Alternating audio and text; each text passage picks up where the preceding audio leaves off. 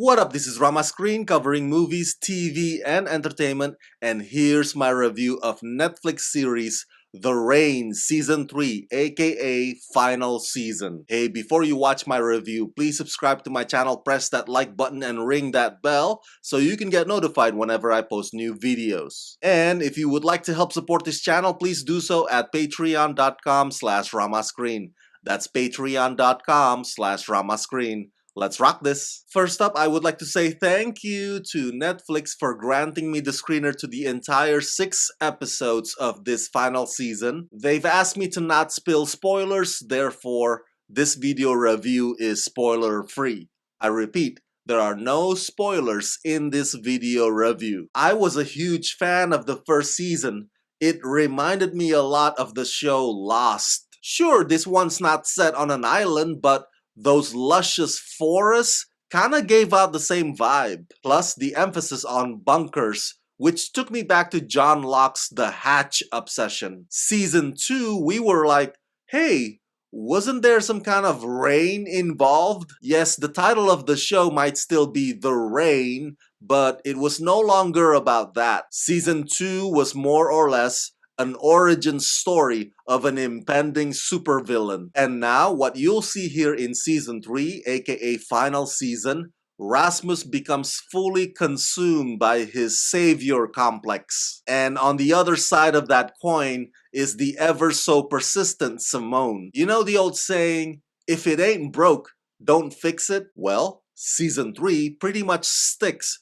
to what has worked so far for the show. As far as the characters' relationships go, the writers managed to squeeze in some last drop for good emotional measure. And this final conflict between the two siblings, Simone versus Rasmus, is very complicated to the point where the line between good and evil is kind of blurred. I think the fans will see this as a satisfying conclusion to a riveting apocalyptic drama series that has captured our imagination. Created by Janik Tai Maschholt, Christian Potalivo, Esben Toft Jacobsen, The Rain Season 3 picks up where the second season left off.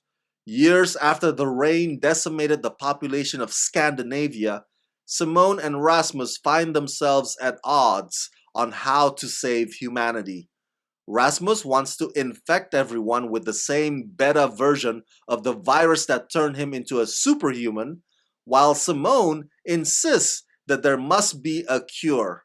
Will they manage to put their differences aside in order to do the right thing? I am gonna miss this show, if not for the reason that Netflix international shows often don't get as much love as Netflix's American shows. Sure, The Rain may not be Stranger Things, but The Rain is just as well crafted. And you gotta admit that the whole virus thing is even more eerily relevant now than it was when the show first started a few years ago. Now that we are in an actual real-life pandemic, the idea of what Rasmus could do with the virus is both fascinating and scary. My favorite character on this show is actually Patrick, who doesn't get a fair shake sometimes in terms of the story, because the writers always place him as a second fiddle to everybody else. His role gets even reduced to just the physical stuff in this final season. But Patrick, to me, is a misunderstood character.